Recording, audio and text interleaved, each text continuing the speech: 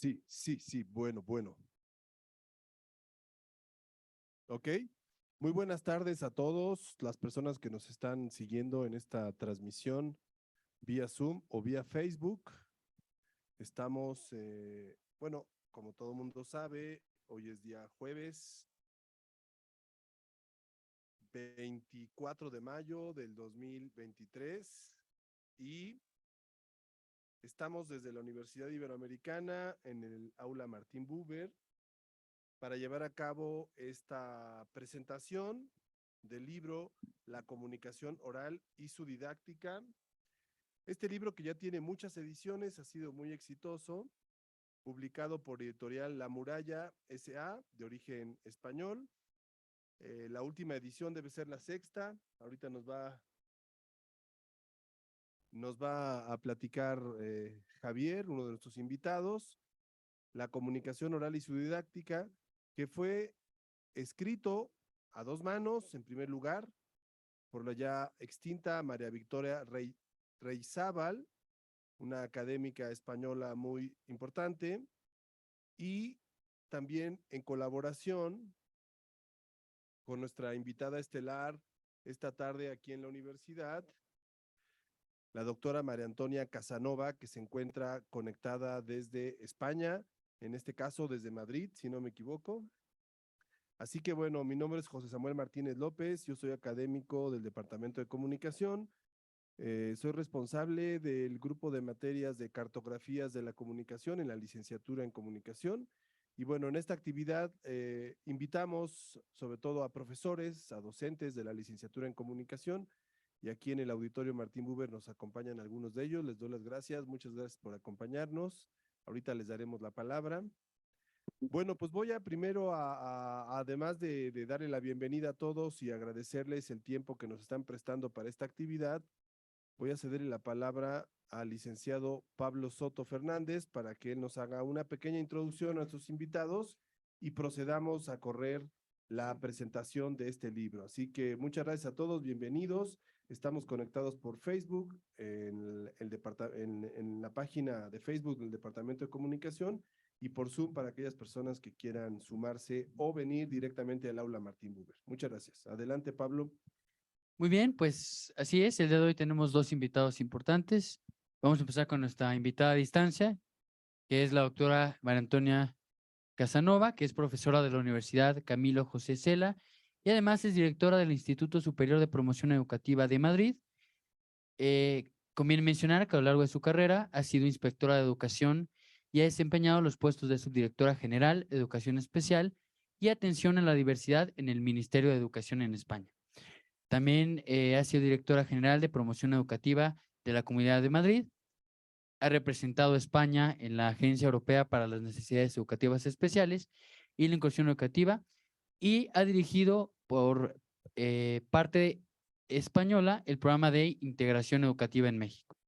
Y también colabora con diferentes universidades, tanto nacionales como internacionales, en los temas de los que es especialista, como la evaluación, el diseño curricular, educación inclusiva, entre otros, que también imparte, dirige cursos para directivos y profesores en las mismas líneas de trabajos. Y también permanentemente colabora con la editorial La Muralla, de la cual tenemos el libro aquí. Y nuestro otro invitado es el licenciado Javier Álvarez, que es el director de Acervo Educativo, que básicamente es una empresa que se dedica a comercializar ciertos libros, ciertos títulos, y justamente uno de las editoriales que maneja Acervo Educativo es La Muralla. Así que en este momento les doy la palabra al licenciado Javier Álvarez, que nos dará un contexto, y posteriormente pasaremos con nuestra invitada a distancia.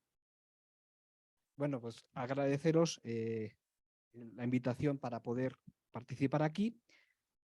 Agradecer también a María Antonia, a la que además de casi 30 años de amistad que me une con ella desde que iniciamos con el tema de integración educativa. Entonces hablaba de integración, no de inclusión educativa.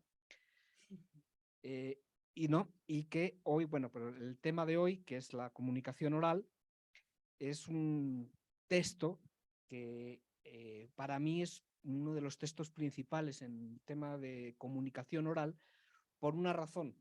la última parte del libro tiene toda una parte de evaluación que yo, a diferencia de los otros textos que yo he conocido sobre comunicación, creo que es muy rica la parte de evaluación. Cabe mencionar que aquí en la SEP también se hizo una edición especial del libro de 50.000 ejemplares. Entonces es un libro que, aunque en España lo de la comunicación oral, como dirá ahora María Antonia, no es un tema que en el currículum esté muy presente, en Latinoamérica sí, ¿no? Y yo creo que es un tema importantísimo tanto para la gente que trabaja en educación, para los comunicólogos, para los abogados y para todo en general. Y sin más preámbulo, pues yo ya le doy la palabra a María Antonia. Bien, pues muy buenos días. A ver, que me cambian la pantalla y ya no les veo. Bien, muy buenos días a todos, buenas tardes, aquí ya casi noches. Vamos a ver. Si ponen ustedes cómo han puesto el PowerPoint, ¿lo puedo pasar yo? ¿Me escuchan? Sí, no, lo tenemos que pasar nosotros. ¿Y por qué no me dejan que lo pase yo? Yo lo subo y lo paso. Ah, adelante, entonces déjame. Sí, quítelo que yo lo comparto ahora mismo y así lo voy manejando yo. Magnífico. Yo lo comparto ahora mismo y ya empezamos.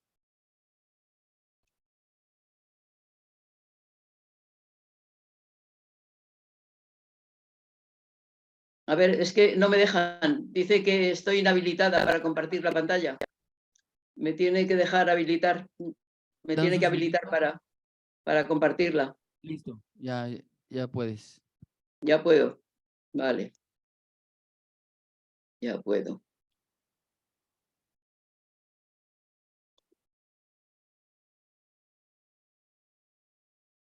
Vamos a ver. Vamos a ponerlo.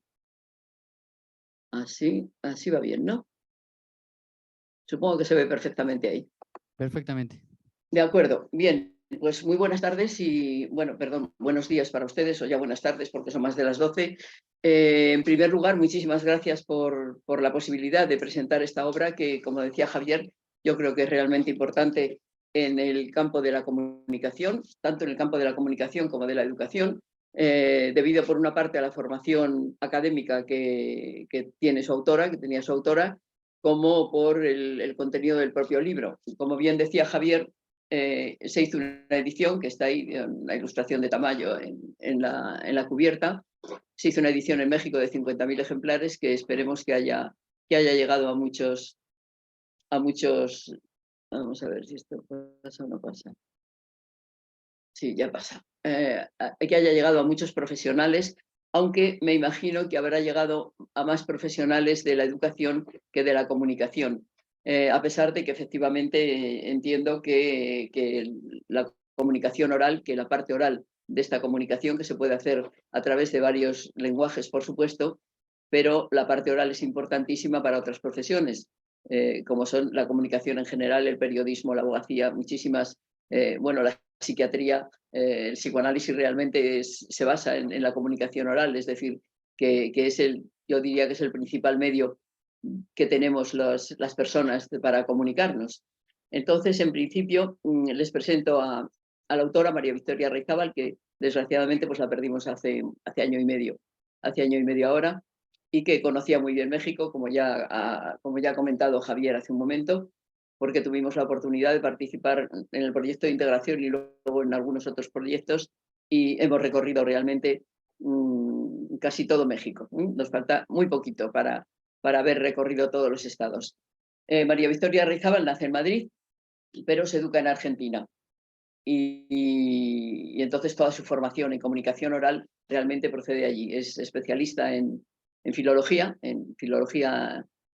española y literatura española.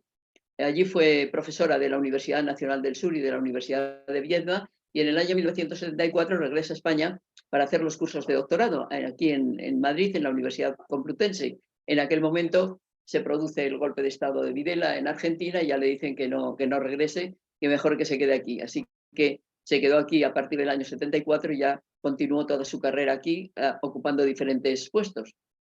En el Instituto Nacional de Bachillerato a Distancia, en la Universidad Camilo José Cela, y algo muy importante de lo que nos beneficiamos en España por su formación es que es la autora del diseño curricular base en educación secundaria obligatoria en lengua y literatura, es decir, lengua española y literatura, hizo ella el diseño curricular, con lo cual, como tenía esa formación argentina inicial, incluyó todo un bloque de comunicación oral muy bien sistematizado que hasta ese momento, hasta 1990, no habíamos tenido en el diseño curricular de España. Es decir, la comunicación oral aparecía, pero desde luego nada comparable con lo que incluye María Victoria en ese diseño curricular, que cobra realmente importancia. Es uno de los bloques fuertes de todo el área de lengua y literatura.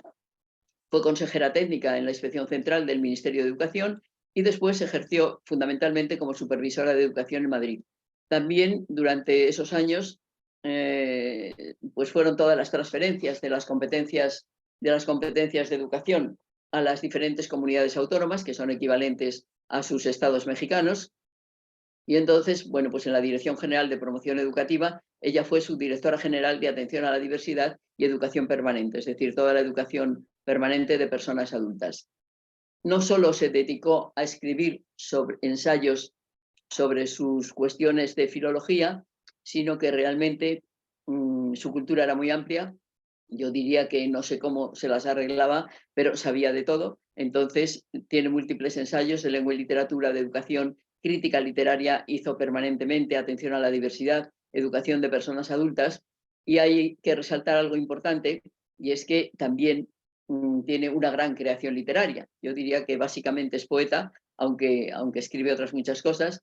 Tiene 21 poemarios publicados, 2 novelas, obras de relatos, en fin, que se pasó la vida leyendo y escribiendo y nos ha dejado, entre otras obras, pues esta que tenemos hoy, que vamos a presentar hoy, como es la comunicación oral y su didáctica.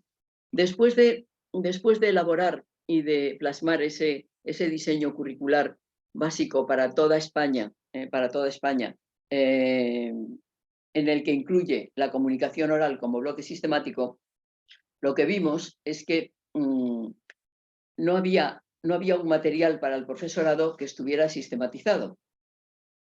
Javier dice, y le voy a contradecir un poco, que no es importante en el currículum español. Sí, en el currículum está la comunicación oral, pero realmente esa comunicación oral, tal y como está planteada desde el año 1990, ¿se trabaja o se sigue dando por sabida y realmente no se tiene tan en cuenta, no se toma tan en cuenta como debería hacerse?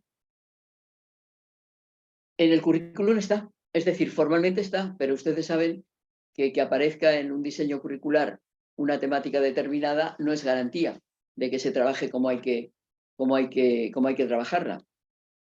¿Hay que trabajar la comunicación oral?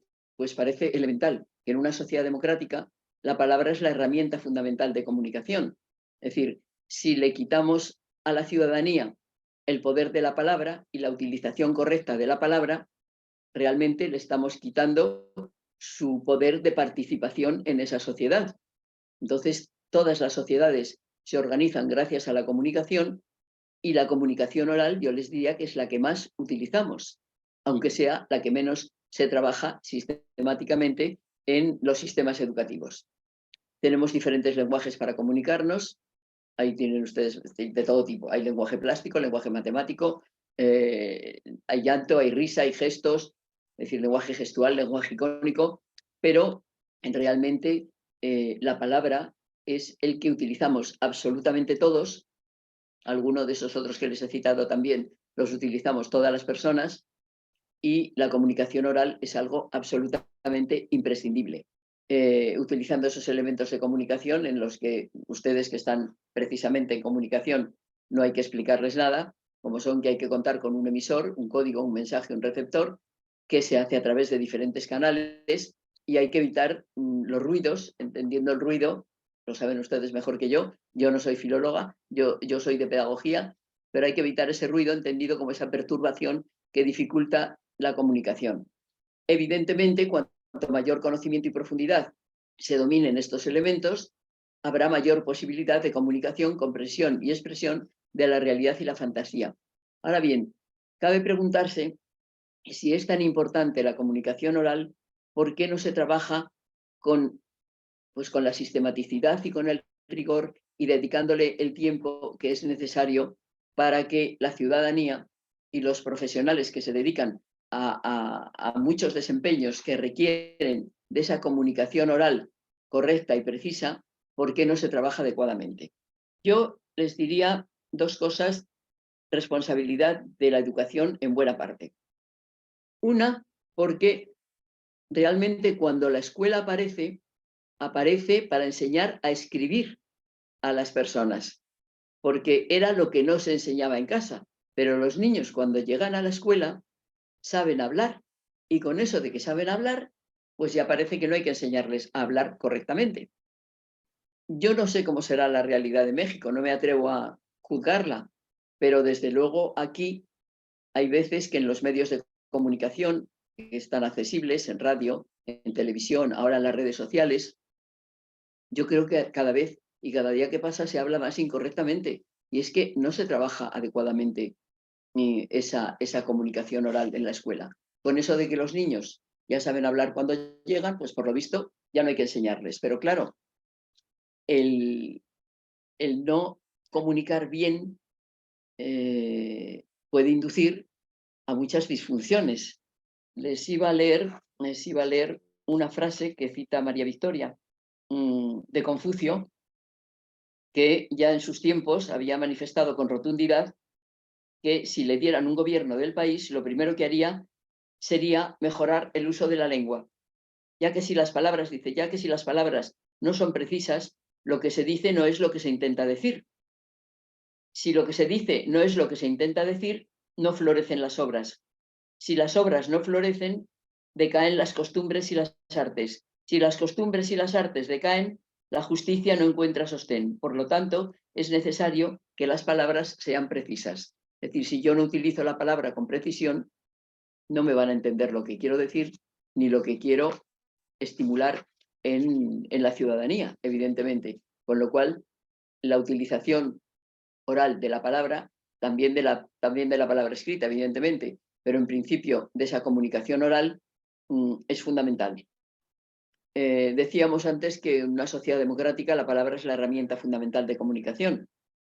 Y María Victoria nos dice, casi al principio de la obra, dice que para ser buen ciudadano, dice que hay que decir bien alto que buen ciudadano es no solo el que cumple con sus deberes, sino el que también exige que se tengan en cuenta sus derechos.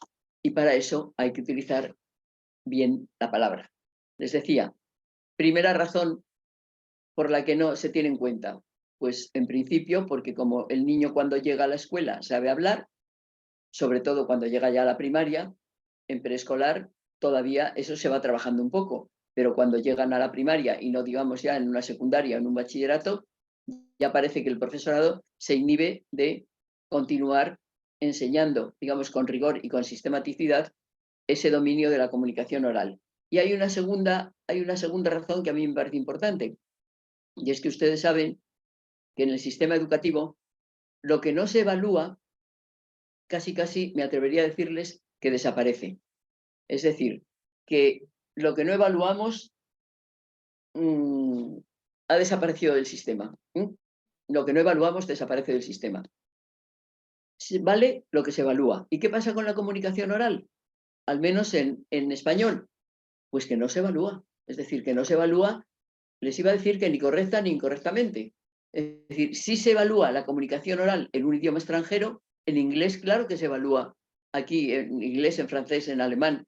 Claro que cuando un niño, un joven, un adolescente está aprendiendo, está en fase de aprendizaje de un idioma extranjero, se le evalúa la comunicación oral. Pero en español, poquito, poquito. Les pongo un ejemplo para que nos entendamos. ustedes conocen el programa PISA a nivel internacional, se aplica en México, se aplica en España, se aplica en cientos de países. Pero PISA tampoco evalúa la comunicación oral en español.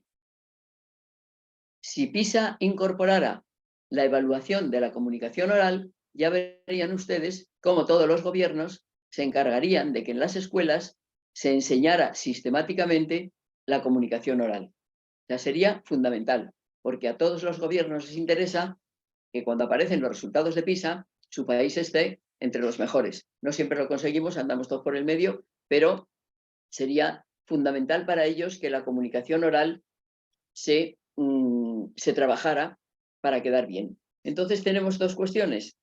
Por una parte, que los niños llegan hablando a la escuela, por otra parte, que el profesorado no se preocupa de evaluar esa comunicación oral. Y entonces, como no tiene ninguna repercusión en las calificaciones, las dichosas calificaciones de siempre, que no aparecen ahí, pues a las familias no les importa que a sus hijos no les enseñen a hablar correctamente, a la sociedad tampoco y al profesorado tampoco, con lo cual lo tenemos un poco difícil. Creo que habría que cambiar evidentemente en estos términos. Sus paisanos del norte, en Estados Unidos, vaya si valoran la comunicación oral.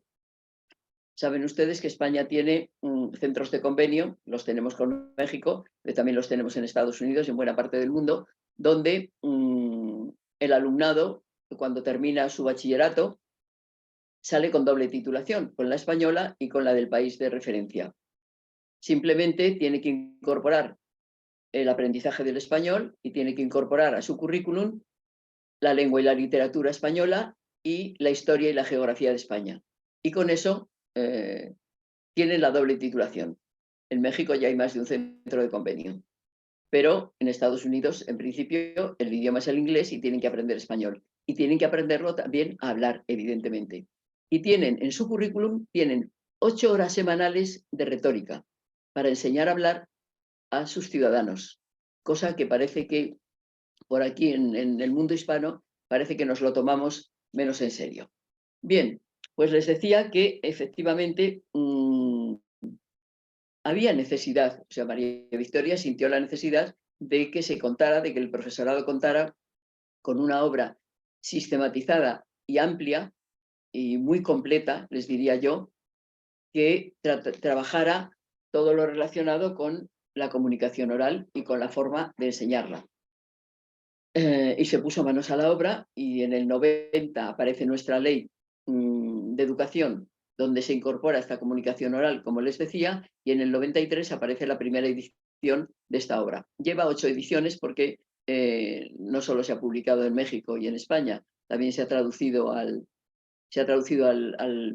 portugués por parte de una universidad brasileña y se han hecho ediciones para Argentina, para Venezuela. Es decir, yo tengo detectadas al menos 8 ediciones diferentes de la obra y sigue manteniéndose totalmente actual.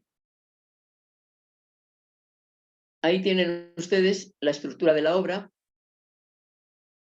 que, como verán simplemente por los enunciados de los capítulos, pues abarca, yo diría que todo lo necesario para dominar tanto la teoría como la práctica de esta comunicación oral. Tiene un primer capítulo que ahora lo vamos a revisar un poco más despacio, sobre educación y comunicación oral, la comunicación oral como eficaz agente educativo, usos y formas de la comunicación oral, la oralización de textos escritos y la riqueza comunicativa de los códigos plurales, el código oral y los medios técnicos de comunicación, tradición, literatura y fuentes orales, y evaluación de la comunicación oral. Este último capítulo, como decía Javier, es el que hicimos conjuntamente. Yo me he dedicado fundamentalmente a evaluación y a educación inclusiva a lo largo de mi carrera. Vamos a ir viendo qué es lo que se trabaja en cada uno de los capítulos. Someramente, evidentemente, porque tienen ustedes ahí el libro, ya he visto que tienen ejemplares por ahí encima de la mesa y ven que es un libro amplio. Es un libro, les digo que tiene así como 425 páginas, con lo cual fue mucho trabajo, pero sí les tengo que decir una cosa. que a lo mejor al principio cuando se ve así un libro con demasiadas páginas echa un poco para atrás a la hora de animarse a leerlo. Pero yo me atrevería a decirles que además de que me parece una obra imprescindible, me parece un libro precioso y muy interesante, porque está muy bien escrito.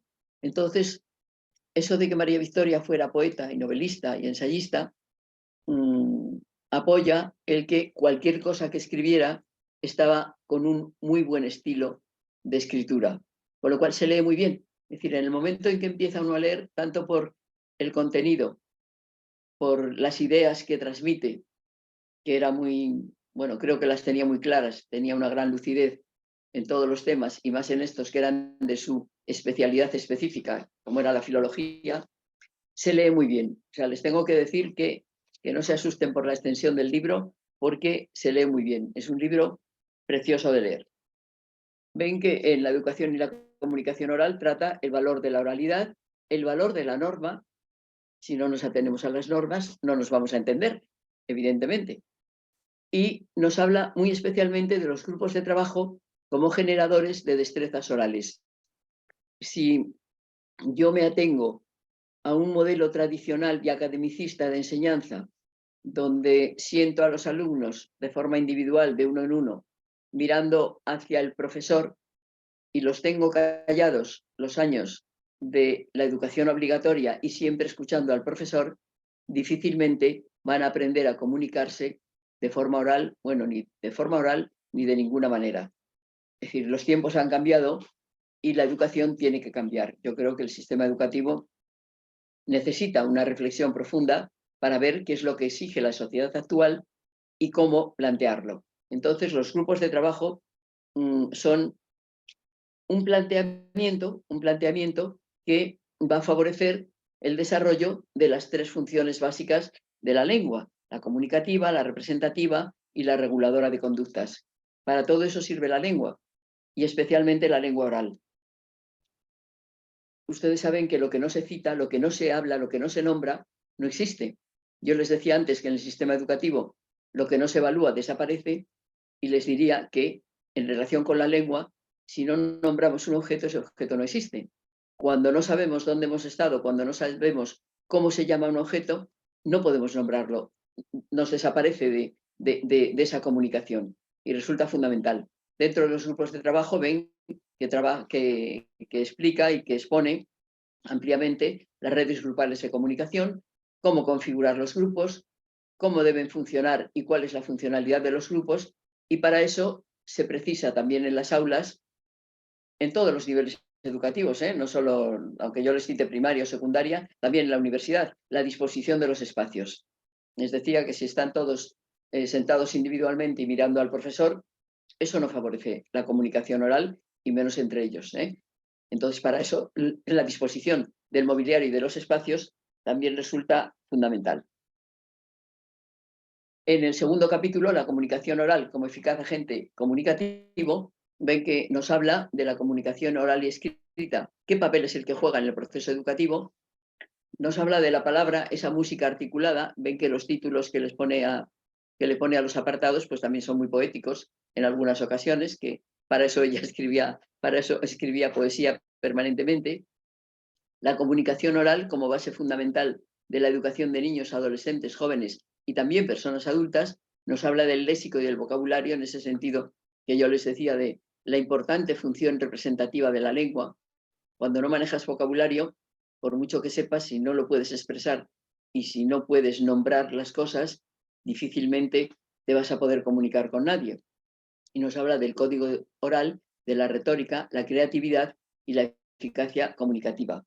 Yo les diría que en cuanto a la creatividad, parece que es algo absolutamente importante porque no puede ser que siempre estemos o el alumnado esté repitiendo lo que escucha un profesor o repitiendo oralmente lo que lee en un libro. ¿Por qué? Pues porque en la sociedad que tenemos, donde María Victoria también entra en esa parte de toda la parte de tecnología, que nos manipula, vamos a decir directamente, hay que fomentar el pensamiento crítico del alumnado y, por lo tanto, su autonomía.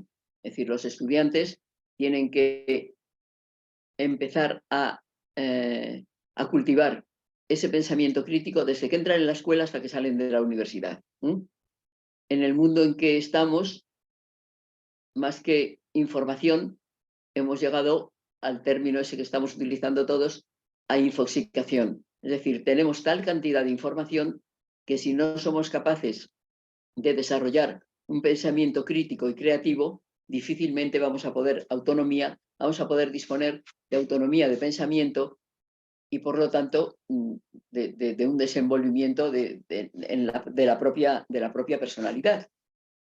En el capítulo siguiente nos habla María Victoria de los usos y formas de la comunicación oral. Nos habla de los objetivos generales para la enseñanza y el aprendizaje de la comunicación oral y luego describe todos los tipos de discursos y las técnicas de trabajo para desarrollar y para implementar en las aulas.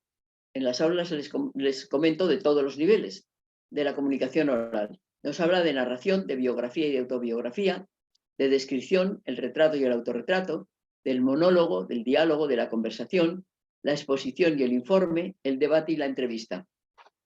Todo eso, cuando habla ella de técnicas de trabajo, es que lo que nos está proponiendo es que todo esto no es que un estudiante universitario y en comunicación, por ejemplo, en abogacía o en educación, no tiene que aprenderse de memoria lo que es una narración ni lo que es un debate, sino que tiene que practicarlo a lo largo de su carrera, porque si no, luego no lo va a saber ejercer. Es decir, no lo va a saber hacer. Es decir, si yo sé lo que es una narración, pero no sé narrar oralmente, no sé hacer un monólogo, no sé dialogar, no sé conversar, no sé debatir. Es decir, si yo eso no lo practico a lo largo de mi carrera, luego no lo voy a saber hacer.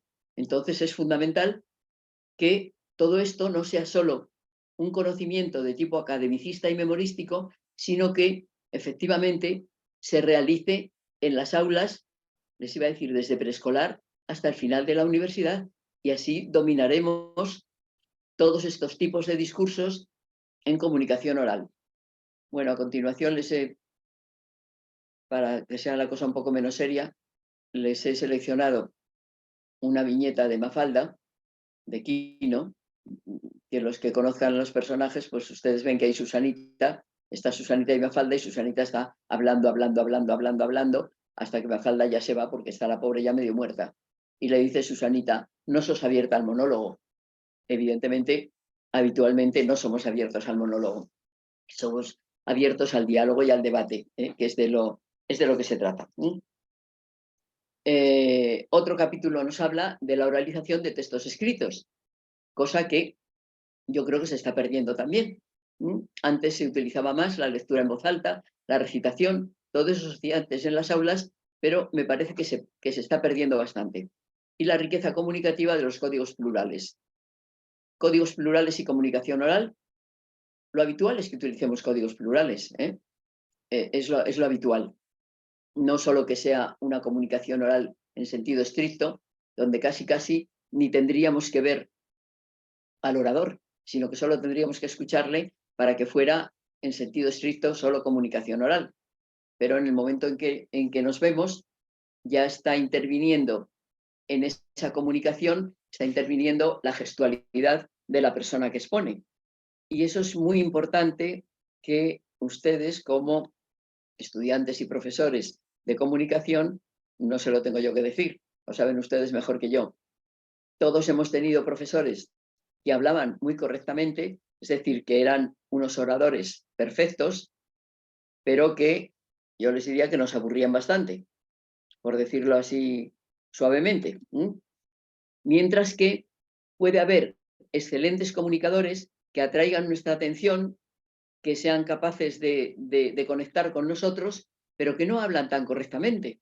Entonces se trataría de unir el habla correcta con la comunicación posible, porque si no hay comunicación, en definitiva no hay educación. Es decir, la educación es comunicación, no nos vamos a engañar. todavía tenemos reciente el tiempo de pandemia que acabamos de pasar y el confinamiento, sobre todo los meses de confinamiento. Ustedes han tenido mucho más en relación con las escuelas. Nosotros solo tuvimos cerradas las escuelas 3 meses porque de lo que nos dimos cuenta inmediatamente y la administración se dio cuenta, y es que sin la presencia en las aulas, sin la comunicación directa, se estaba perdiendo muchísima capacidad de aprendizaje y muchísimas posibilidades de aprendizaje. De hecho, ahora mismo en todas las pruebas que se están haciendo, se ve que la población en general ha perdido niveles, y concretamente en comunicación y en lectura comprensiva, es decir, el estar aislados, el no tener esa comunicación, impide la educación, ¿eh?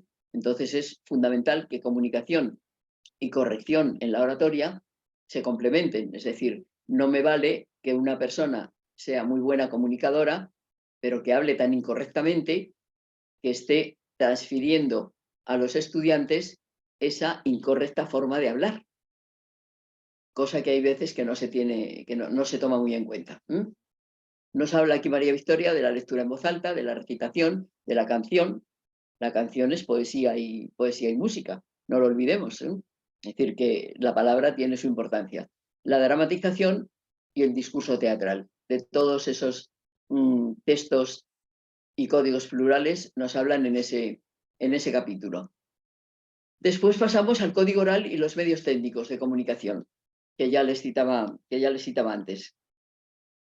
Los medios de comunicación en la educación actual, habla del teléfono, de la radio. Es muy interesante todo lo que habla de la radio, porque los pone muy bien y es importante. Las partes del programa radiofónico, da un ejemplo de un guión fantástico.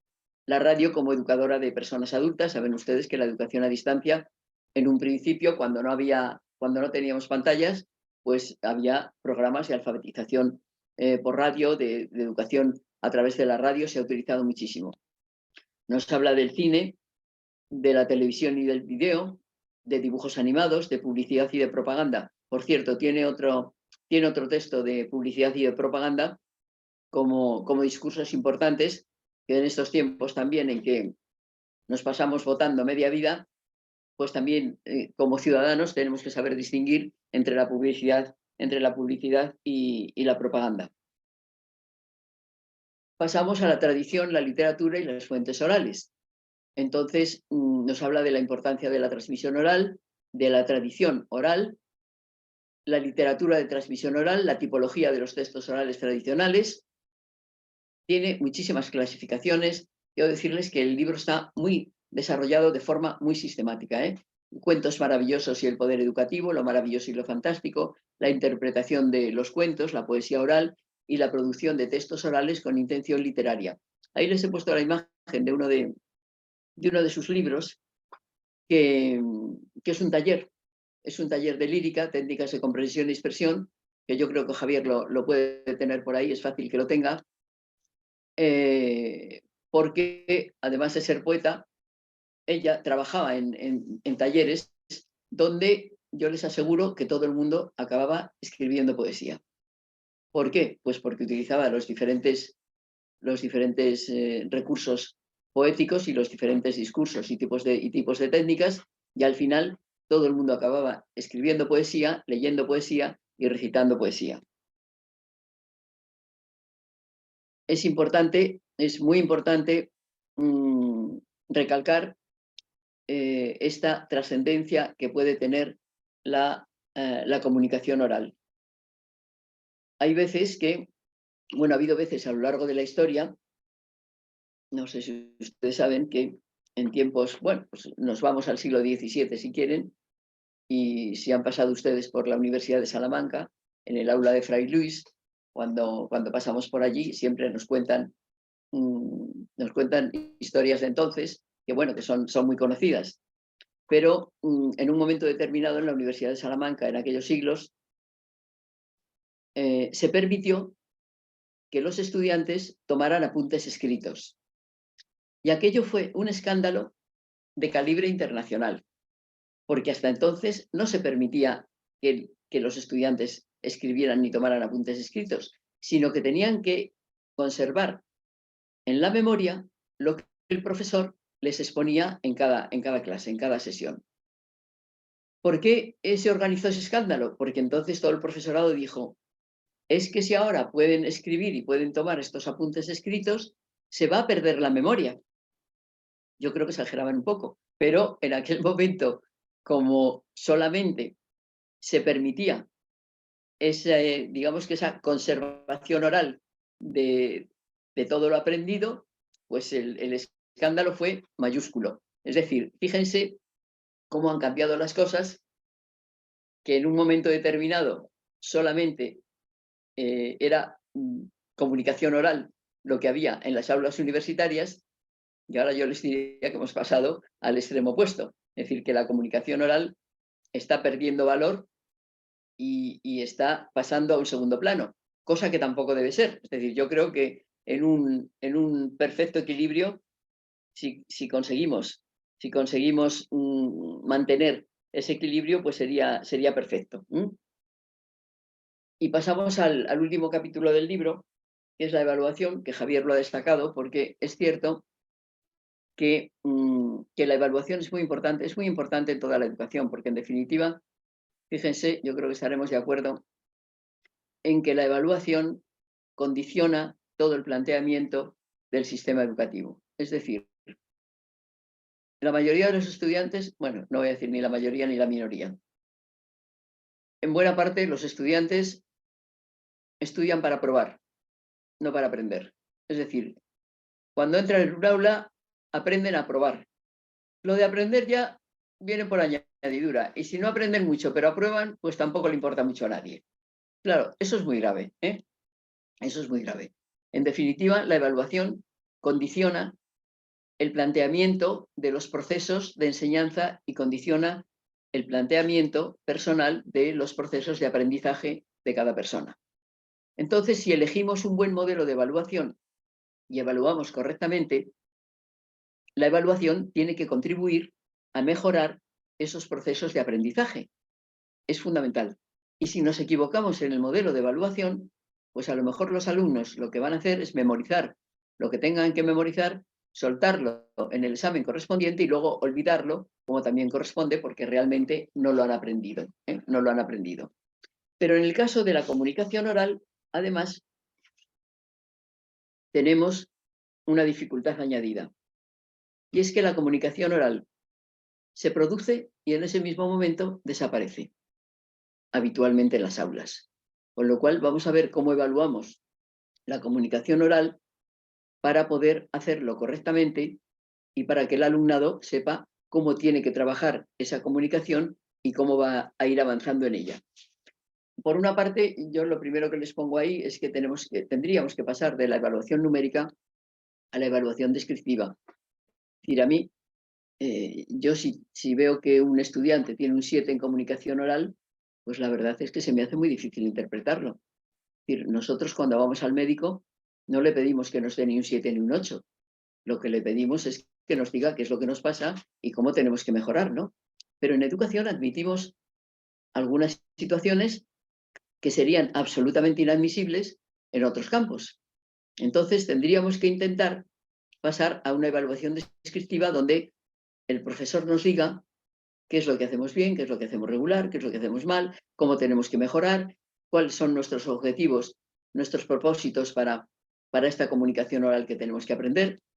Entonces, hay que trabajar ahí. O sea, se trabajan en el libro unos conceptos básicos para la evaluación del aprendizaje que son fundamentales. Y se explica ampliamente cómo puede plantearse la evaluación del proceso de enseñanza y de aprendizaje de la comunicación oral. Entonces tenemos un modelo evaluador que no es un examen, que, vamos a ver, si hemos dicho que tenemos que dominar la narración oral, la descripción, el debate, el diálogo, la conversación, ¿eso lo vamos a evaluar en un examen?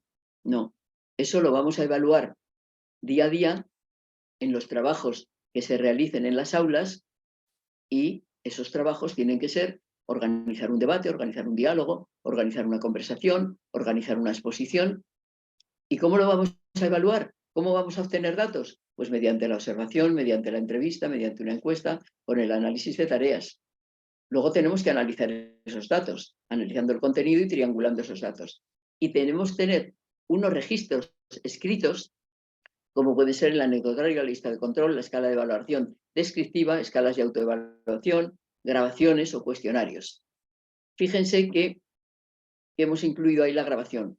¿Por qué? Porque yo les decía que la comunicación oral se produce y desaparece. Entonces tenemos que arreglarnos cómo sea para enlatarla un tiempo, para poderla evaluar, no solo en lo que se está produciendo, que puedo observar y puedo anotar, ahora vamos a ver unos registros, sino que en muchas ocasiones es utilísima una grabación en video, por ejemplo, de un debate o de una exposición que hayan hecho los alumnos en las aulas, o en audio, simplemente en audio. Que ahora, bueno, es que ahora mismo con un celular se puede hacer tanto la grabación audiovisual como solo en audio. O sea que ahora mismo es que tenemos una tecnología que nos permite hacerlo sin grandes problemas. Es fundamental la grabación para la comunicación oral, es fundamental. Y muchas veces es fundamental, como les comentaba antes, que se realice en audio, solo en audio, sin ver a la persona, para ver si se expresa correctamente o no, sin que nos contamine la facilidad de comunicación y la gestualidad de la persona que está hablando. Pero, evidentemente, si combinamos los dos, lo audiovisual con lo audio en exclusiva, pues perfecto. Y luego se plantea cómo se puede desarrollar ese proceso evaluador de la comunicación oral. Aquí tienen ustedes un modelo de escala de valoración. Esto hay que tenerlo preparado antes de que todas estas situaciones se las planteemos a los estudiantes en las aulas, porque en lo que se esté realizando un debate, un coloquio, lo que sea, yo puedo ir anotando cómo se está produciendo eso. Ahí tienen, esto es un ejemplo simplemente, una escala de valoración, donde dice comprende el mensaje de los gestos faciales, de las posturas corporales, de los sonidos musicales, de las imágenes, otros. Comprende el mensaje del cine, de la publicidad, de la fotografía, de la pintura, de los carteles, de las historias, de los dibujos animados, del teatro. Es decir, yo tengo preparado una escala de este tipo, y según se están produciendo estas actuaciones con los estudiantes, yo puedo ir anotando cómo se está realizando esa actividad por parte de cada uno de los estudiantes. Y aquí también les he puesto un cuestionario y una escala de autoevaluación. Un cuestionario es cuando le preguntamos a otro. No solo es que no es que observo yo y anoto, sino que le pregunto y ese estudiante me contesta. ¿Te ha parecido interesante el debate? ¿Se ha preparado convenientemente? ¿Ha estado bien planteado? ¿Se han tratado todos los puntos importantes? En caso negativo, especifica cuáles han fallado. Y una escala de autoevaluación del trabajo en grupo, que es otro ejemplo. Hay muchos ejemplos, hay muchísimas páginas donde ustedes pueden encontrar modelos de registros, pero además muchos indicadores como estos que tienen ustedes aquí, que no es que se pretenda con el libro que ustedes hagan esto al pie de la letra, es decir, esto no es una receta para aplicar automáticamente, sino que en cada situación y en cada contexto ustedes pueden elegir los indicadores que mejor se adapten a lo que ustedes quieren conseguir, evidentemente. Entonces, en la autoevaluación, digo, la reunión del grupo me ha resultado excelente, buena, regular o mala. Mi participación ha sido, mi estado de ánimo, mis vivencias, mis actitudes durante la reunión ha sido, el nivel de profundización en los temas ha sido, los resultados de la discusión para mi trabajo han resultado. Es decir, que yo tengo preparadas todas estos tipos de registros con los indicadores que a mí me sirvan para valorar cómo estamos consiguiendo, cómo vamos alcanzando procesualmente esa corrección en la comunicación oral, de manera que podamos ir ajustando ese proceso de aprendizaje. Si yo solo evalúo al final, ya no puedo corregir nada. Es decir, ¿ya qué hago? ¿Lo dejo para el año que viene? ¿Repruebo al alumno? Es absurdo. Es decir, la evaluación tiene que estar pensada desde el comienzo del trabajo. ¿Por qué? Porque, en definitiva, la evaluación es una reflexión sobre lo que estoy haciendo. Y si yo veo que va bien, pues sigo y refuerzo lo que va de forma positiva. Pero si veo que algo no funciona, tengo oportunidad de cambiarlo.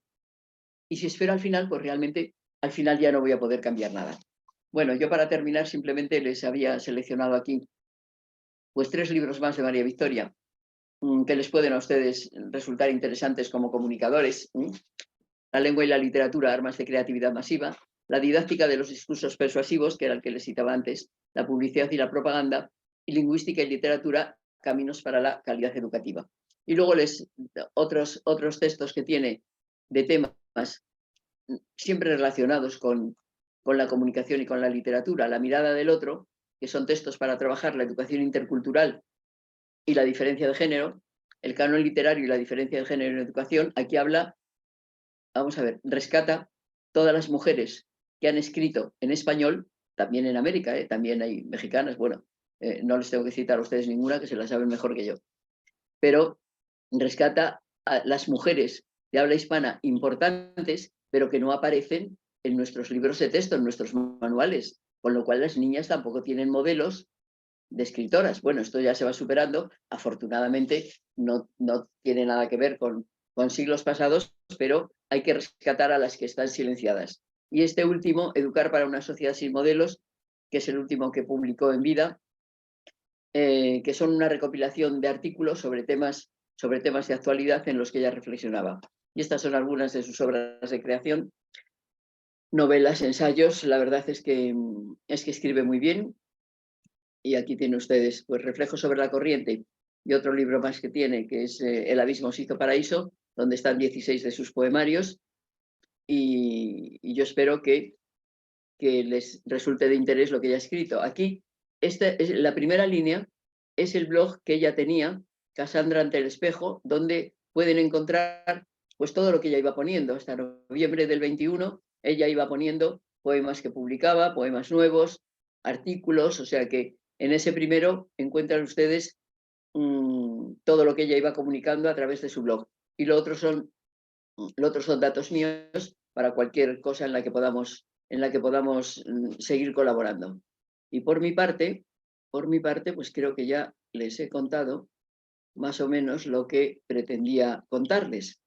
Así que dejo de compartir la pantalla, si puedo, y quedo a su disposición por si tienen alguna pregunta. Yo no soy filóloga, pero intentaré defenderme dentro de lo posible. El libro sí lo conozco. Muchas gracias por su atención. Muchas gracias, María Antonia, por esta exposición que nos retrata muy bien el contexto de creación de este libro, la comunicación oral y su didáctica, y sobre todo el contenido, ¿no? Gracias por ser tan detallada. Definitivamente eres una excelente pedagoga, una experta en el tema y has sido muy clara, muy directa, muy concreta. Y bueno, como profesores de comunicación, creo que hay varias cosas que vale la pena dialogar.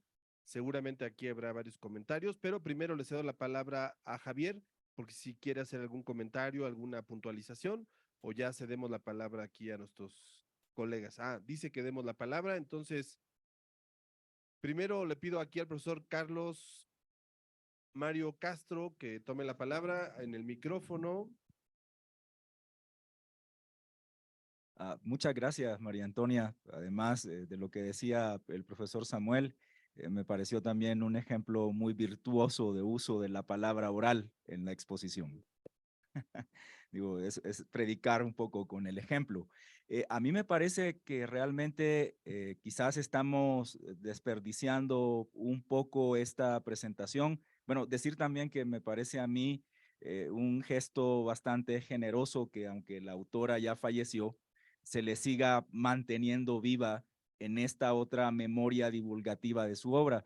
Y decía que me parece a mí que quizás hay un pequeño desperdicio porque deberíamos estar aquí escuchando y compartiendo contigo los profesores que en la universidad, en el departamento de letras, nos encargamos de una asignatura que se llama precisamente comunicación oral y escrita, y que ha sido un dolor de cabeza porque nadie sabe qué hacer con la parte de la oralidad.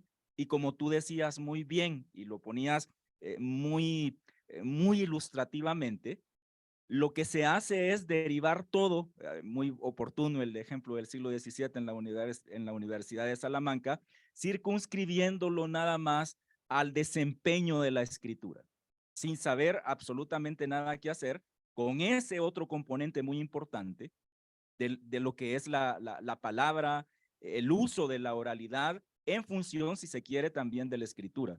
Entonces, me parece a mí, en ese sentido, que hay quizás un pequeño desperdicio que ojalá lo podamos enmendar si tú estás dispuesta, teniendo este mismo encuentro, pero más extensivo a los profesores que trabajamos en el área de comunicación oral y escrita, porque no hay, eso fue lo que conversamos con Javier cuando propusimos el plan de presentar este libro, no hay un libro, no manual, sino esta forma de libro que tienen, que pueda sobre todo acompañar ese otro componente importante de la oralidad, además de que tampoco sabemos muchas veces cómo evaluar el desempeño oral de los estudiantes.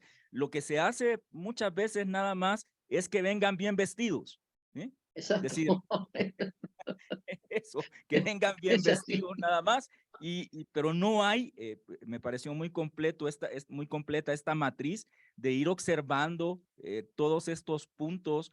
Y bueno, yo quiero decir también, ya para finalizar y pasarle la palabra a los colegas, que Fernando Lázaro Carreter, que tiene este gran texto del dardo en la palabra, Exacto. precisamente señala que el problema es que como estamos a expensas de la oralidad, cuando la oralidad no se usa bien, estamos contagiando malos usos, incluso no solo de la escritura, sino también de la palabra. Entonces yo sí agradezco mucho, me pareció una gran presentación, la verdad, y ojalá podamos a partir de acá hacer esto más extensivo al área de habilidades verbales de la universidad en el componente de comunicación oral. Agradecerte mucho porque además, pues tú estás allá ya muy tarde en España y nosotros acá todavía muy temprano. Gracias. Muchas gracias por tu intervención. Yo iba a preguntar, lo primero que iba a preguntar era si aquí los especialistas en comunicación me aprobaban en comunicación oral, porque claro, si yo voy a hablar de comunicación oral y no sé cómo explicarme, hubiera quedado muy mal. No soy muy experta, pero bueno, como me he dedicado muchos años y sigo dando conferencias permanentemente, parece que voy aprendiendo. O sea, que eso también se aprende, o sea, no es problema. Es decir, al principio uno cuando empieza, pues tiene ciertos, bueno, tienes defectos de comunicación, repites palabras, pues bueno, pero eso se aprende, ¿eh? Eso se aprende. Se puede aprender siempre que tengamos, digamos, un modelo adecuado y siempre que se trabaje sistemáticamente y con el rigor que es necesario. O sea, eso es fundamental. Yo creo que este libro de María Victoria a mí me resulta completísimo. Toda la parte de evaluación, evidentemente, yo puse el modelo de evaluación y ella puso el contenido a la hora de elaborar los registros. Yo me he dedicado a evaluación más que, bueno, en toda esa parte de comunicación oral, realmente muchas veces dábamos cursos compartidos y yo me dedicaba más a esta parte. Pero resulta, yo creo que resulta absolutamente fundamental que se trabaje esta parte de comunicación oral, porque si no, es que tampoco luego se maneja lo escrito, como tú decías. O sea, hay que trabajarlo todo en conjunto y a la comunicación oral se han dedicado muy pocos autores. Se escribe mucho de comunicación escrita, pero muy poco de comunicación oral. Yo creo que este libro es una referencia, además que se lee muy bien. Se lee muy bien porque María Victoria, bueno, pues maneja ideas de todo tipo, relaciona muchísimo con otros campos y es muy buena escribiendo, o sea, tiene un estilo muy fácil. Entonces, realmente a mí sí me parece una referencia importante y espero que no se desaproveche esto. Gracias a la tecnología, como esto queda grabado, pues se puede ver en otras ocasiones. Pero vamos, yo estoy a vuestra disposición para seguir dialogando sobre el tema, sin problema. Muchas gracias, María Antonia. Vamos a darle la palabra ahora al doctor Eduardo Portas. Adelante, Eduardo. ¿Qué tal, María Antonia? Buenas noches por allá. Exacto. Sí, yo tengo dos preguntas aquí muy ligadas al público primario con el cual tratamos todos los días. Y me gustaría saber cómo lo han tratado ustedes por allá. La primera es esta cuestión que seguramente tú conoces, que es el lenguaje incluyente o inclusivo, eh, y cómo es que eso está modificando considerablemente la forma en que las personas hablan, hasta donde yo entiendo, en nuestros países. México, España, Argentina, Chile tienen una oleada muy fuerte Exacto. de personas que han decidido hablar así por distintas circunstancias sociopolíticas, etcétera. No me voy a meter ahorita al porqué de la situación. Simplemente me gustaría conocer cómo es que ustedes han manejado esto cuando se trata de discusiones de la correcta forma de expresarse oralmente, un poco para que nosotros también tengamos argumentos u otras armas aquí para saber cómo, no quiero decir lidiar con este tema, pero digamos para exponerle a nuestros alumnos, a nuestros estudiantes, por qué está esto bien y por qué necesariamente esto no está bien con respecto a su muy particular visión del mundo. Entonces, esa sería la primera, María Antonia. Bueno, pues contesto. Pues aquí también lo tenemos complicado. Realmente cuando se ha definido la Real Academia Española, pues dice que eso de todos y todas, ya no digo lo de todes, porque ya lo de todes ya es que me sobrepasa, o sea que yo lo siento, pero cuando se utilizan palabras que no existen, yo, perdón, eso ni lo contemplo. Pero vamos a ver, ustedes que son especialistas en comunicación saben que hay algo que se llama economía del lenguaje. Entonces no podemos, es decir, tanto un escrito como una comunicación oral, si yo ahora hubiera estado diciendo todos y todas, niños y niñas, alumnos y alumnas, eso no hay quien lo aguante, con perdón, eso no hay quien lo aguante. O sea, en un escrito queda absolutamente reiterativo. Y en lo oral, pues es que también es que se hace pesadísimo. La Real Academia ha dicho que eso de todos y todas, que eso no es correcto. Es decir, eso es lo que ha dicho y además aquí lo ha dicho la Real Academia, pero ustedes saben que trabajan con todas las academias de todos los países de Hispanoamérica. Entonces es una postura que se toma formalmente.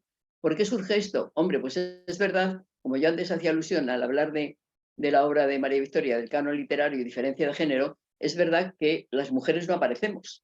A lo largo de la historia, pues bueno, el hombre ha sido el protagonista, con lo cual el lenguaje está todo en masculino.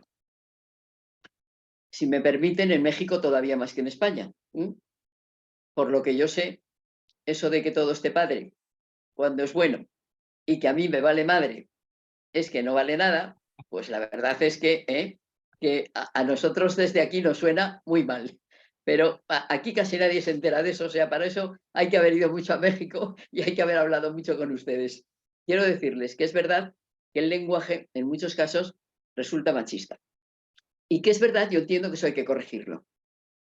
Aquí, ¿qué hemos hecho? Vamos a ver, en términos generales, se procura hablar, bueno, pues se procuran buscar términos que sean más inclusivos.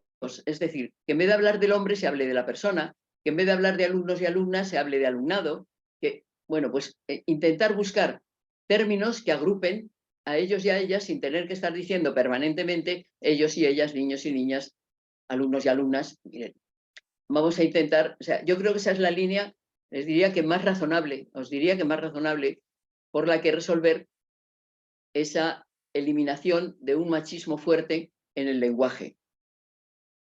Y ya está, y es a lo más que hemos llegado. Y aquí estamos, pues, como ustedes allí, por lo que yo he visto últimamente.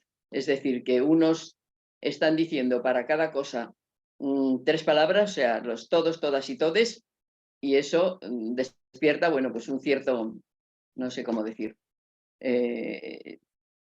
bromas de todo tipo, surgen bromas de todo tipo, porque eso es que no hay quien lo aguante en un discurso oral y mucho menos escrito. Entonces, lo razonable, lo que se está haciendo, yo les diría que más razonablemente, yo al menos es lo que hago en los artículos que escribo y cuando hablo, pues es buscar una terminología que resulte en una palabra más incluyente, para evitar pues que todo siempre sea en masculino, que todo siempre sea en femenino. Hay veces que se puede hablar simplemente en femenino cuando uno se refiere a personas en vez de a hombres, pero bueno, ahí estamos un poco peleando para ver cómo conseguimos equilibrar el lenguaje, digamos. Sí, gracias. Y la segunda, sin duda, o sea, lo que acabas de decir acá también lo tratamos de hacer. Hemos tenido cursos especializados y todo esto. Y lo que nos estamos dando cuenta es que mucho también tiene que ver con cuestiones identitarias. Lo comento solamente como un pequeño asegún a esto que acabas de comentar, porque muchas veces no es si la persona sabe o no utilizar correctamente el lenguaje. Lo hacen por cuestiones de representación de poder, identitarias, y que ya nos Sí, sí. metemos a otros terrenos que no necesariamente tienen que ver con para qué una persona está adentro de un salón de clase, pero se ejerce en ese sentido y tal vez allá en España sea igual. Simplemente lo comento porque seguramente eso nos dará para platicar mucho en ese sentido. Mi segunda pregunta va sobre una cuestión nueva, esto sí muy nueva, de diciembre para acá, que seguramente ya conoces, que es el famoso ChatGPT, la inteligencia artificial, todo esto.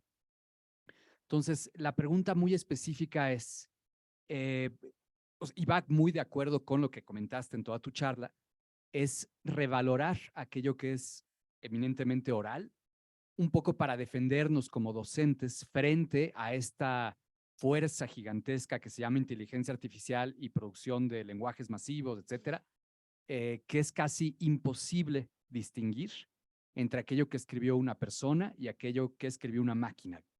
Entonces, también lo mismo, me gustaría saber qué debates han tenido para reforzar la oralidad, ahora que, justo como comentabas, nuestra lógica durante los últimos 4 siglos en las universidades ha sido, bueno, 4 siglos, pero tal vez los últimos años sí, definitivamente, basada en la palabra escrita, no en la oralidad. Tal vez en algún momento empezó con la oralidad, como tú bien dijiste a lo largo de tu conferencia en cuestiones históricas, pero hoy en día la parte textual es lo que ha dominado a las universidades de todo el mundo. Entonces, ahora que estamos viendo esta ola en donde lo textual se puede sustituir muy fácilmente a través de una serie de preguntas que se le hacen a una máquina, un poco la pregunta es conocer qué tipo de examinaciones están como que empujando por allá, qué tipo de nuevas formas de evaluación. Yo sé que lo comentaste en tu conferencia, pero me gustaría saber si tú en la praxis has tenido como algunas buenas experiencias de estas nuevas formas de evaluar la oralidad aplicadas ya en un salón universitario. Muchas gracias.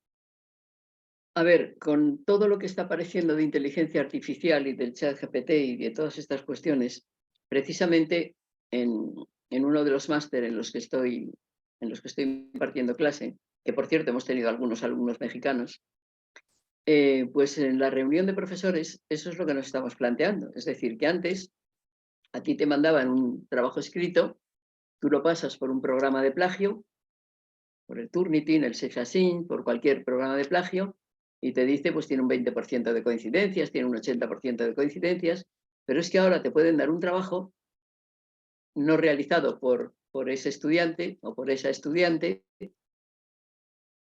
y que se lo haya hecho el chat o la inteligencia artificial y lo pasas por el programa de plagio y te da perfecto porque es un trabajo original.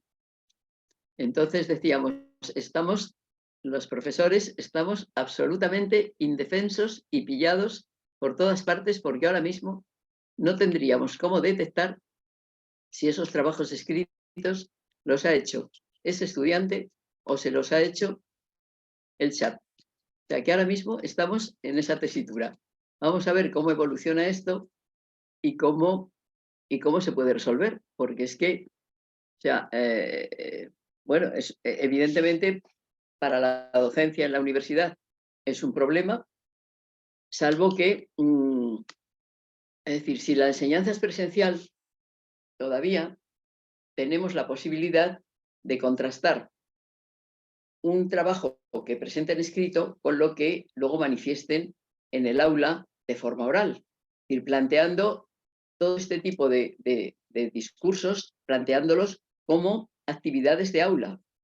Es decir, que no solo sea trabajo escrito, sino que ellos en el aula tengan que demostrar que saben mantener un diálogo, que saben buscar información para un debate. Es decir, eso no se lo va a hacer la inteligencia artificial. Eso lo van a tener que demostrar ellos en las aulas. Con lo cual, en eso yo creo que hay menos problema. Pero en la comunicación escrita, ahora mismo tenemos todos los problemas del mundo. Es decir, ya en este momento, el otro día daban una noticia que ahora con el montaje que tienen las editoriales y todos estos bestsellers que aparecen, todas estas novelas, esas de 800 páginas, que es lo único que se vende, es decir, decían que así como el 60% de lo que se lee ahora de ese tipo de novelas ya no está escrito por ninguna persona individual. Es decir, lo firma una persona que da un original inicial, pero que la editorial se lo cambia de arriba abajo porque sabe cuáles son, es decir, cómo tienen que estructurar la novela desde la primera línea hasta la última para venderla. Es decir, para que te enganche desde que empiezas a leer hasta que finalizas la novela. Si eso ya ocurre en las editoriales, ahora con la inteligencia artificial es que no van a hacer falta ni esas personas. O sea que ahora mismo no está resuelto. Yo creo que es verdad que ha aparecido hace muy poco, son unos meses, pero también es verdad que ha sido de una forma acelerada como se ha extendido. Y yo lo único que os puedo comentar es que en la reunión que tuvimos de claustro aquí, del profesorado del máster, dijimos ahora mismo, con los trabajos escritos, pues no tenemos forma de asegurar que esa persona ha hecho ese trabajo y que además es original, porque el trabajo que hace el chat es original. Con lo cual, eso ahora mismo no lo tenemos resuelto, pero en comunicación oral yo creo que es más fácil porque es la persona la que tiene que hablar y tiene que hablar delante de nosotros o por pantalla, me da lo mismo, pero tiene que hablar y tiene que ser ella. Así que en comunicación oral me parece que lo tenemos más fácil. Y en comunicación escrita, ahora mismo lo tenemos difícil, muy difícil, y esperemos que salga algún mecanismo por el que podamos comprobar algo. Si no, salvo que nos lo escriban delante, no sé yo cómo nos vamos a arreglar. Porque esto de la tecnología es estupendo hasta que deja de serlo. Esperemos que nos lo resuelva alguien. Claro, muchas gracias por tu respuesta y comentarios, María Antonia. Sí, efectivamente, esto que dices le da más fuerza a la palabra, al discurso Tanto, oral, ¿no? Lo hace más tanto. vigente, más necesario. Y bueno, aquí esto es un tema para las escuelas de comunicación en México, como tú apuntabas, y esto es sorprendente, pero prácticamente en las escuelas de comunicación, en los currículums de las escuelas más importantes, tanto públicas como privadas, ya no se enseña la oralidad. O sea, es el gran terreno olvidado o perdido en las escuelas de comunicación. Y bueno, a mí me viene a la mente sobre todo la retórica, ¿no? Como una tradición de pensamiento que viene de la filosofía, que cruza con la argumentación, con la dialéctica, con la Tanto. lógica. Ya no se enseña retórica en las escuelas de comunicación desde hace mucho tiempo y hemos tenido con varios colegas justamente el interés porque se rescate por lo menos una o dos materias vinculadas con la retórica. Y bueno, yo quería preguntarte justamente sobre ese tema, sobre la manera en que la enseñanza o la didáctica de la comunicación oral se puede cruzar con conocimientos o enseñanzas de la retórica o de la tradición retórica. Hasta dónde sí, hasta dónde no? Porque me preguntaba en el título de su obra, del texto que escribieron ustedes, ¿por qué no utilizar mejor la palabra retórica? ¿Por qué preferir el concepto de comunicación oral? Seguramente porque abarca otras áreas, ¿no? Pero le damos la palabra para ir cerrando la presentación a la maestra Marcela Quiñones, también profesora del Departamento de Comunicación, y nos gustaría escuchar tu opinión sobre este comentario. Adelante, Marcela. Gracias, muy buenas tardes, noche. Muy interesante el contenido, el índice de este libro que nos presentas. Yo sí, a través de mi perspectiva, dando casi 9 años un taller de comunicación para muchos estudiantes, ingenieros, psicólogos, arquitectos, diseñadores, créeme que la parte de comunicación oral es la que más disfrutan.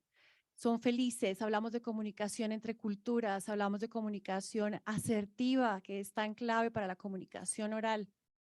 Y ahí ya nos metemos con un tipo de filosofía, ¿no? También, pero, o psicología. Vemos estos temas a ellos les apasiona, sus presentaciones, la comunicación no verbal, lo que el cuerpo comunica. Muy valioso cuando nos hablas de la disposición del espacio, cómo está el salón distribuido, cómo nos dirigimos a ellos y cómo entre ellos generar una dinámica de conversación en clases. Eso es tan valioso y lo disfrutamos mucho. Créeme que eso que lo dices o se dice en el texto es de lo que más se aprecia en un taller de comunicación. Bien, era esa una apreciación que quería hacer. así, ya hablé de la comunicación entre culturas, comunicación asertiva, y yo te tengo una pregunta ya muy particular. Es algo que yo estoy vivenciando desde hace varios semestres para acá, y ahora lo veo en tu libro La educación que exigimos, o en el texto, en el libro La educación que exigimos. Se habla de inclusividad, ¿no? Pero también después se habla de la educación especial y la oralidad también para la educación especial. Yo he tenido estudiantes, varios durante 9 años, en el mundo de la neurodiversidad.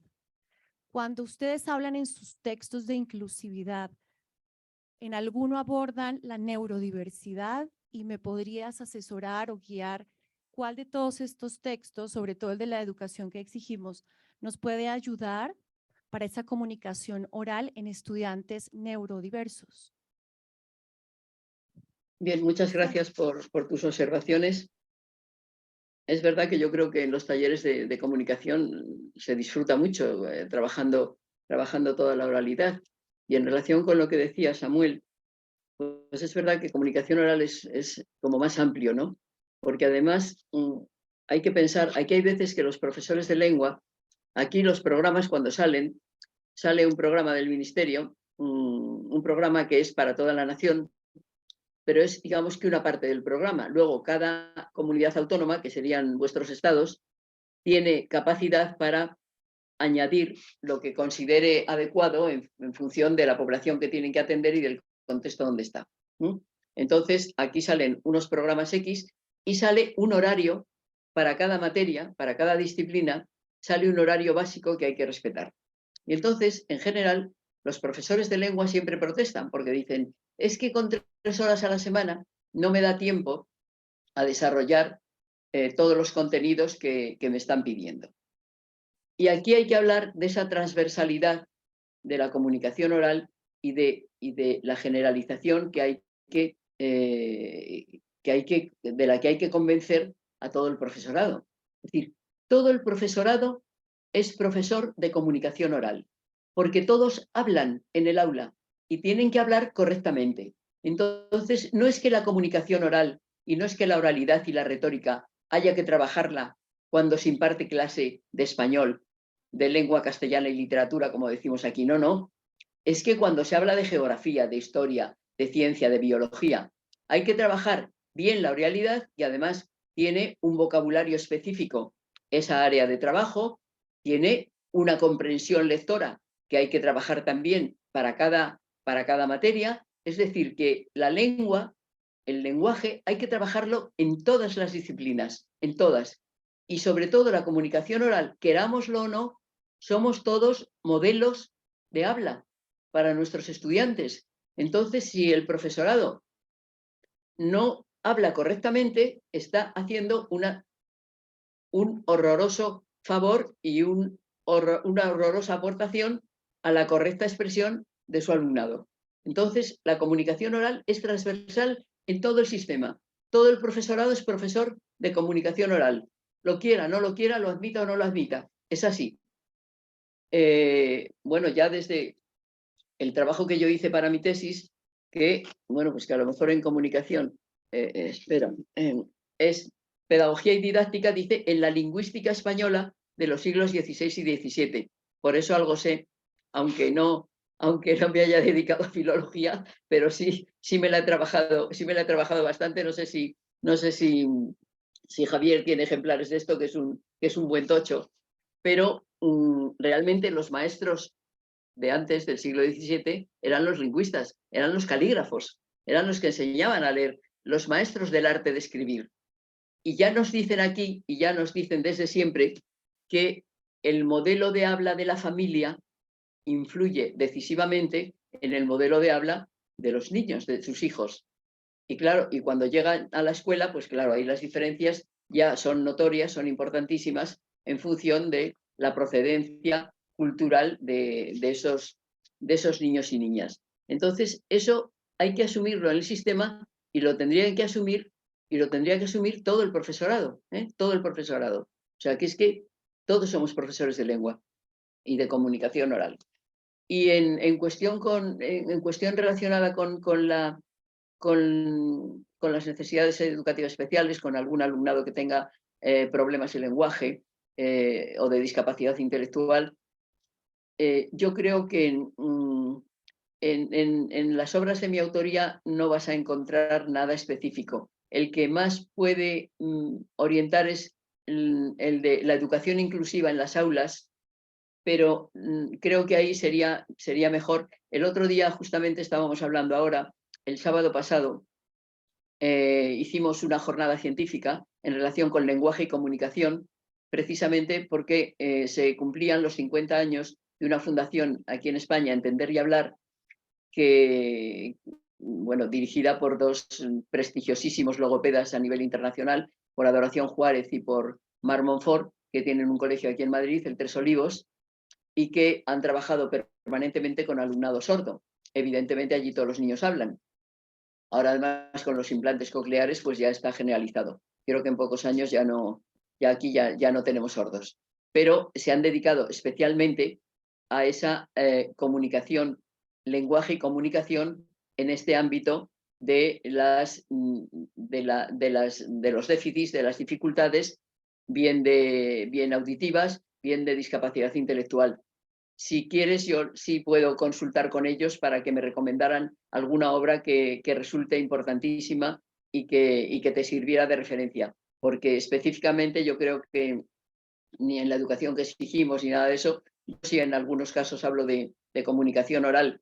Hay un artículo, me parece que está en ese de la educación que exigimos, que es la educación oral muda en la escuela, porque no se trabaja, pero no es específico para alumnado con necesidades especiales. Pero si quieres, yo sí me comprometo a hablar con Dori o con Marc y que me den alguna obra de referencia que sí te pueda servir. Muchas gracias, muy bonito concepto ese de que las escuelas de comunicación son mudas en términos Exacto. de calidad, y toda la razón. La comunicación oral está muda, exacto, está muda en la escuela, porque no se trabaja. Exactamente. Para cerrar y despedirnos y agradecerte, le cedemos la palabra al profesor Adolfo. Hola, hola. Bueno, nada más eran dos cuestiones. La primera era sobre qué se hacía como con el chat GPT. A mí me pasó cuando estudié filosofía, había un profesor, estaba empezando, ya me voy a ventanear, estoy muy viejo, pero estaba empezando el uso de Internet. Entonces de repente hubo como una pandemia de que los alumnos se pirateaban los trabajos y a veces hacían sus monstruos, ¿no? Cortaban pedacitos de cada lado. Entonces lo que él lo resolvió de la siguiente manera, ¿no? Nos sentaba y decía, hagan un ensayo aquí, ¿no? Pues siéntense a escribir un ensayo, ustedes elijan el tema, y me parece que también, no sé en qué parte de Europa, con este problema también de la inteligencia artificial, están haciendo uso de retornar a escribir, ¿no? A la cuestión oral y escribir, dejar un poco de lado la cuestión tecnológica. Me parece que es en Inglaterra, ¿no? Y la otra cuestión era también en la cuestión del lenguaje inclusivo.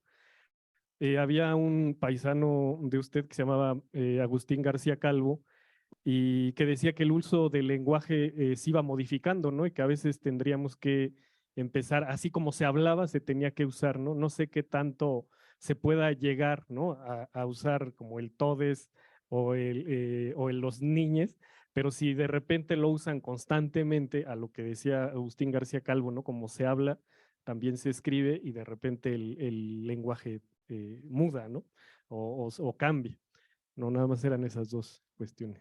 Muchas Sí, gracias. el lenguaje evidentemente es algo vivo, o sea, está cambiando permanentemente, igual que la cultura. O sea, nos relacionamos unas culturas con otras y estamos cambiando permanentemente. Y la lengua cambia, es evidente. O sea, el que no lo quiera reconocer, bueno, el español, el castellano, procede del latín incorrectamente hablado. Es decir, las primeras frases en castellano están aquí en el monasterio de San Millán y son 3 o 4 frases que se mezclan con el latín y que es el latín incorrecto. Y así hemos llegado a hablar como hablamos y evidentemente vamos a seguir evolucionando.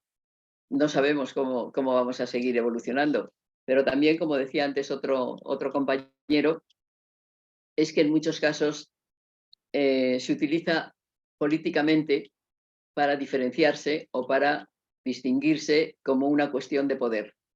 Y ahora mismo aquí hay una tendencia ciencia política, que es la que dice todos, todas y todes en cuanto abre la boca. Y el resto de momento no sigue, pero yo ahí no sé cómo vamos, no sé cómo vamos a seguir ni cómo vamos a evolucionar. Desde luego el lenguaje cambia, eso es evidente porque la vida cambia, aparecen objetos nuevos que tenemos que nombrar, o sea que es que eso es, el lenguaje está vivo, es algo absolutamente vivo y absolutamente cultural. La cultura cambia, los objetos cambian, las relaciones cambian y el lenguaje tiene que cambiar, lógicamente. Pero bueno, muchas gracias por sus comentarios.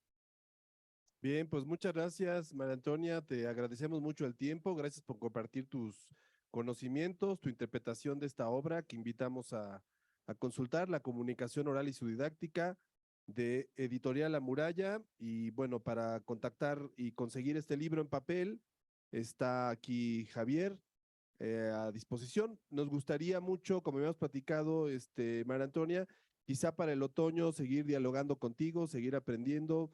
Hay varios libros de los que nos puedes tú platicar, empezando por tu tesis. Y también un homenaje que pudiéramos hacer a María Victoria, un poco hablando más de su obra, más su parte literaria también, no solamente sus conocimientos académicos. Pero bueno, ya lo platicaremos. De entrada, te agradecemos mucho el tiempo de allá desde Madrid. Muchas gracias por conectarte con nosotros. A los profesores que nos acompañaron, igual muchas gracias a Javier, a Pablo. A nombre del área de cartografías de la comunicación, aquí en el Departamento de Comunicación, les damos las gracias a todos los que se conectaron y te enviamos a ti un fuerte abrazo, que descanses, buenas noches por allá y esperamos seguir dialogando contigo y aprendiendo. Muchas gracias. Muchas gracias, Samuel. Y si efectivamente concretamos algo para más adelante, para octubre, noviembre, pues si me lo decís, a mí sí me gustaría estar ahí. Si se hace ese homenaje a María Victoria, yo me puedo trasladar a México y ya lo hacemos bien y lo hacemos viéndonos y comunicándonos oralmente y no solo por pantalla. Así que encantada de haber contactado con vosotros. Muchas gracias. Muchas gracias. Buenas noches. Hasta Buenas luego. noches. Buenos días.